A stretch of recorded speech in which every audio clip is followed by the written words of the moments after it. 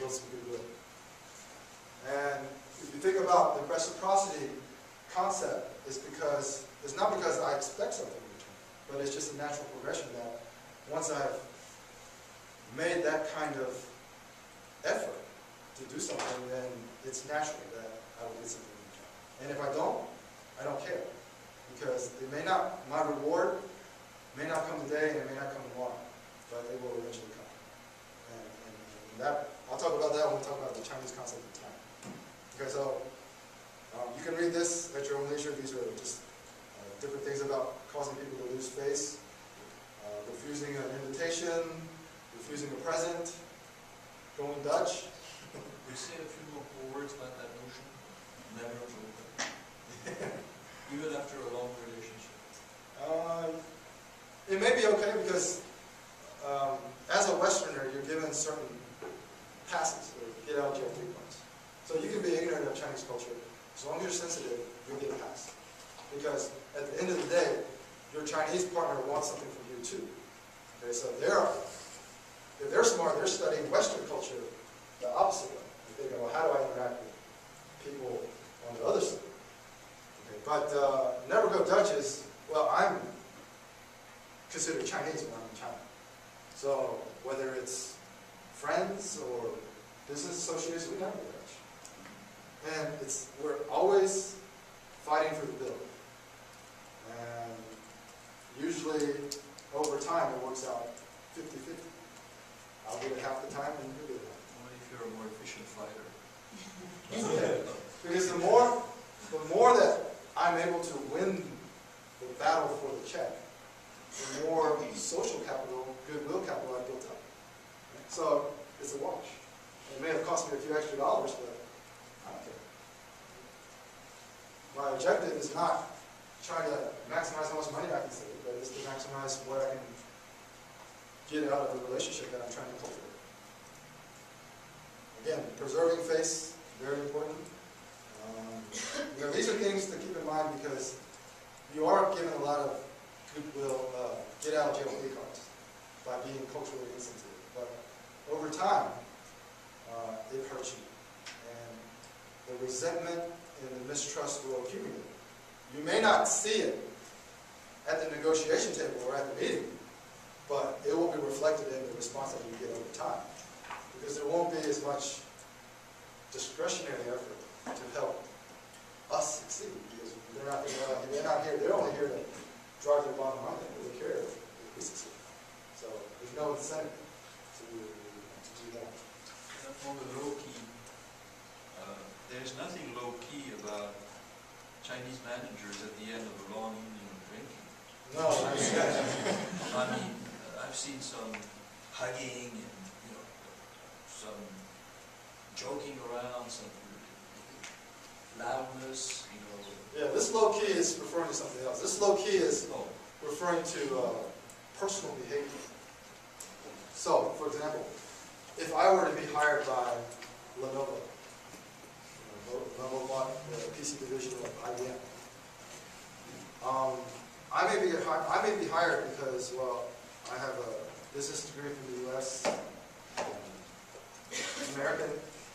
I've been working with a lot of companies like Motorola and Philips, so I understand how to be successful here in the U.S. But when I go to China, and I'm interacting with my coworkers who are probably getting paid a tenth of what I'm getting paid, I want to be very low-key.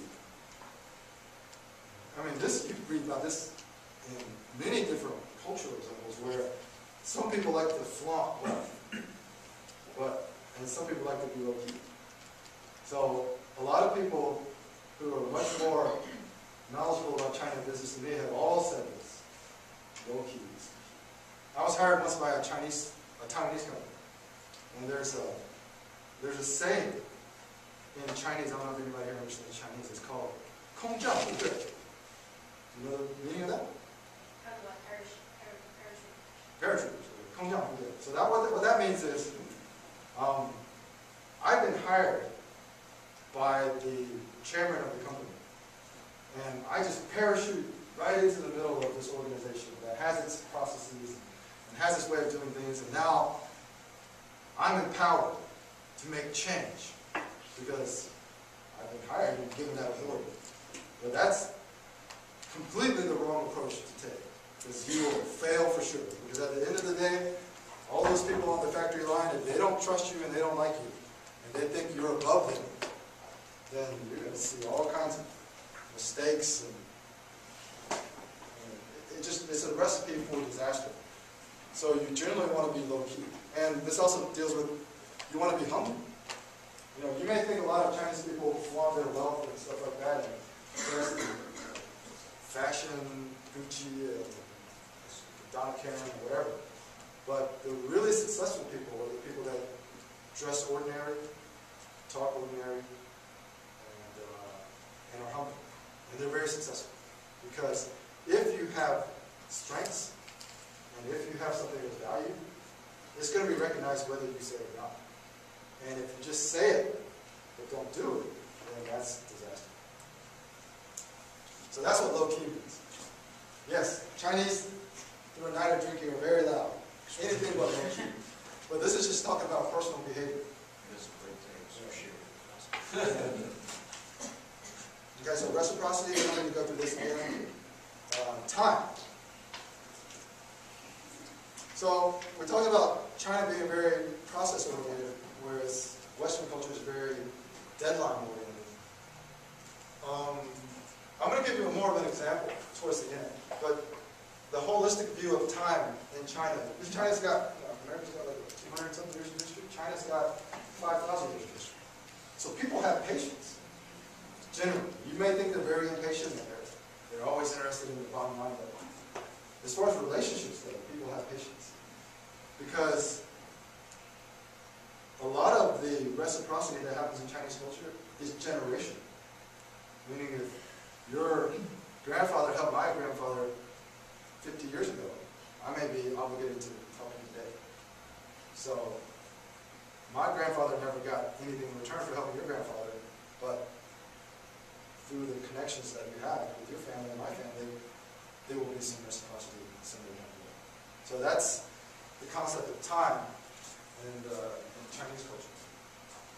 And I'm going to try to wrap this up. Harmony is very important. Gestures. The best thing you can do is try to do something to earn respect, earn trust, and earn goodwill, and to try to maintain harmony.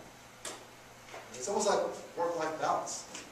Okay, things that are in balance, things that are in harmony, work more efficiently. And in Chinese culture, that's especially true with relationships. So you always want to think of not creating conflict, even though there's somebody who you're in conflict with. You want to think about, how do I create harmony? And if you have that mindset, it will help you in the long run. Okay, so that's kind of how everything ties in. And we're limited on time, so we can't go through each concept in detail. There's like 50 slides after this slide that you guys can download later. We can talk during the break. How much time do we have? Because I have 2 more slides. Another 10 minutes. Okay. There's a break into that. So does anybody know why this is here? Anybody guess? No. No, sorry. That's a good try. But has anybody heard of Martha Burke? She's the lady who might have be part of the membership of the club, right? That's right. Has anybody heard of Tiger Woods? No. So, this is my final analogy, and after this analogy, I'm going to give one more example. I think about 10 minutes. You want to think of China as the membership club at Augusta National.